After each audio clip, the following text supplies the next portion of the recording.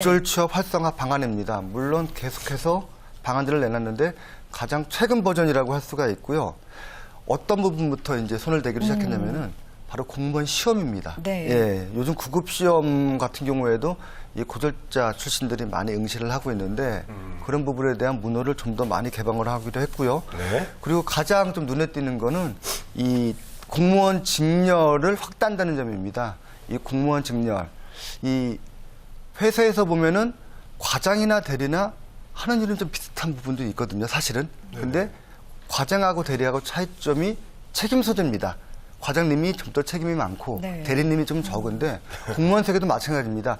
비슷한 일은 하는데 어떤 책임의 소지라든지 책임의 이 무겁고 가벼운 걸 따라서 이제 나누게 되는데 이 고졸 출신들이 할 수 있는 그런 직무하고 일을 더 많이 늘려가지고 구조적으로 고졸자 공무원들, 고졸자 출신의 공공기관 종사자들이 많아질 수 있도록 그렇게 제도를 바꾸기로 했습니다. 네.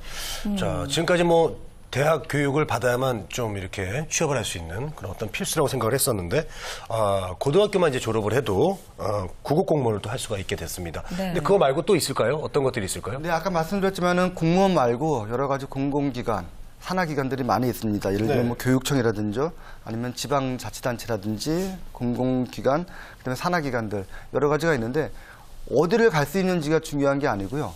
이렇게 지금 제시했던 여러 가지 공공기관들, 그다음에 거기에 관련된 산하기관들이 고졸자 채용을 얼마나 했는지를 연말 경영평가에 반영을 한다는 점입니다. 공공기관들, 그리고 산하기관들은 이 경영평가를 바탕으로 해서 성과급이라든지 아니면 인사고과가 이제 결정이 되기 때문에 네. 아주 이런 부분들이 강력하게 고졸자 채용을 늘리는데 영향을 미칠 것으로 예상이 됩니다. 네. 사실 고등학교 채용, 고졸 채용 어제 오늘 나온 얘기는 아닙니다. 계속해서 얘기가 나올 때마다 좀 걱정스러운 부분, 그래서 짚어봐야 될 부분이 있는데 바로 병역 문제죠. 맞아요. 한 1, 네. 2년 정도 일을 하고 일을 한창 이제 익힐 쯤이 되면은 병역 문제가 걸려서 군대에 가야 돼요. 이 부분에 대해서 대책은 좀 나온 게 있을까요? 네, 중소기업 현장에서 많이 지적하는 부분들이 대학교를 다니면 어쩔 수 없이 이제 군대를 이제 중간에 가기 때문에 대부분 학생들이 이제 그런 부분들이 없는데 그렇죠. 고졸자 같은 경우에는 그런 특혜가 없기 때문에 1, 2년, 길어야 2, 3년 근무하면은 바로 이제 군대를 갑니다. 그만큼 경력 단절이 생겨서 만약에 결손에 대한 우려가 있었는데 이런 부분들을 좀 해소하기 위해서 지금 많이 걱정했던 게 이 산업기능요원이라는 게 있습니다. 이게 내년에 이제 폐지되기로 했었는데 그대로 유지를 하기로 했으니까요. 이런 부분들이 고졸자 채용을 늘리는데도 또 호재가 아닐 수가 없습니다. 그 산업기능요원제라는 게 저희들이 그 예전에 생각했던 그 산업체방이 비슷한 건가요? 예, 그렇습니다. 현장을 보면은 뭐 학벌이라든지 나이가 중요한 게 아니고요. 빨리 와서 좀 일을 할 수 있는 부분들이 있습니다. 이제 이런 부분들이 고등학교만 졸업을 해서 바로 취업한 이제 구직자들 아니면은 이제 갓 들어온 이제 회사 진입한 사람들이 할 수 있는 그런 일들이 있는데 이런 부분들을 했던 게 바로 산업기능요원 제도입니다. 원래 2015년까지 한시적으로 이 운영할 계획이었었는데 앞으로 계속 한다고 그렇게 정부에서 최종 확정을 지은 것입니다. 네. 네, 그렇군요. 처음에는 저기 그 어떤 취업하는 방법이 또 다양해진다 이런 말씀을 하셨거든요. 큰 주제가, 네. 예, 어떻게 또 다양해지는 건가요? 이게 자칫 잘못하면 이제 너무 고졸자 중심의 그러게요. 예. 이 채용 방식이라고 생각할 수가 있는데요. 그렇죠. 일단은 얘기 정말 많이 우리가 듣고 있습니다. 이 스위스식 도제 시스템을 네. 많이 들어봤죠. 네, 특성화 고등학교를 중심으로 해서 활성화시키기로 했습니다. 특성화 고등학교 학생들 앞으로 일주일에 하루 이틀은 학교에서 수업을 받고요. 나머지는 기업에서 일을 하게 됩니다. 현재 지금 3개 학교가 시범적으로 선정돼서 운영이 되는데 이 얘기 듣다 보면은 이거 일학습배용제하고 비슷한 제도가 아닌가라고 할 수 있는데 어떻게 보면 일학습제도는 병행제도는 좀 더 큰 제도.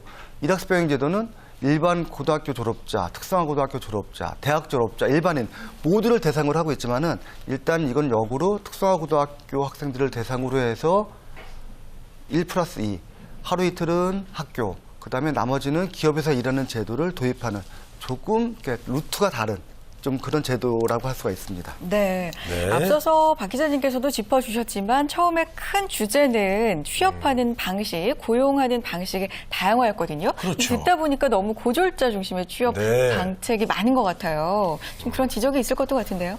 예, 그럴 수가 있는 게요. 네. 일단은 일자리를 늘리고 구직자들의 취업을 늘리기 위해서는 일하는 시기, 입직을 하는 시기를 앞당기는 게 가장 급선무라고 생각을 했고요. 정부에서는 그런 판단하에서 이런 고졸자 중심의 채용 방식을 이제 선호하겠다라고 선언을 한 것입니다. 남들 가니까 가는 대학, 그렇게 졸업해서 내 눈높이에 맞는 기회가 없다 한탄하는 것보다는요, 이미 고등학교를 진학할 때부터 취업이라든지 내 진로를 생각을 하고 이제 미래를 준비한다 그러면은 더 많은 취업 기회가 있다는 것을 이번 정부의 대책에서는 알 수가 있습니다. 네, 알겠습니다. 냉정하지만 현실입니다. 네, 우리가 그렇죠. 수용을 해야 될 현실이고요. 근데 이제 다만 좀 아쉬운 거는 이제부터는 정말 어렸을 때부터 고등학교, 아니 중학교 때부터 이제 경력 준비를 해야 되지 않을까 그런 생각이 들어요. 근데 또 한편으로는 우리나라 네. 교육 인플레이션이라고 하죠. 굉장히 심하잖아요. 뭐 별 생각도 없이 어떤 진로에 대한 심각한 고민도 없이 누구나 다 대학에 가는 현상이 심한데 네. 그런 현상이 좀 줄어들지 않을까 그런 긍정적인 생각도 듭니다. 그렇습니다. 네.